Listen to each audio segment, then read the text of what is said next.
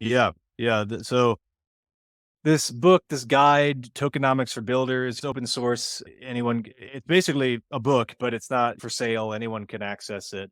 I started working on it probably like a year and a half ago, to be honest. And started out because I was actually speaking with teams that had yeah, thank you for putting that up there. So that's the pinned tweet. Open source, completely free. Anyone can access it.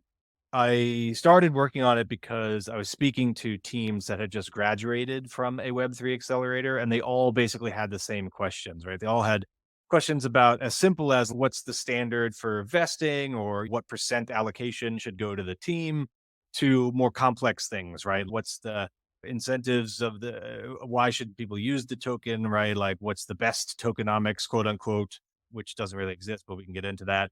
All these questions. And I started out I realized that they needed a comprehensive guide and that it would drive me crazy if I was answering these questions for every team individually. And so I could create a guide that everyone could refer to, at least as a basis for understanding. And so started on the guide. It kept growing, it kept adapting, it kept evolving. And then I published it a couple months ago at this point. So loosely speaking, it's broken down into two parts. Part one is like all the core fundamental terminology, concepts, knowledge, history that everyone should know. And it's really written for a builder's point of view, like a founder, but investors and general people just generally interested can also get a lot of value from it.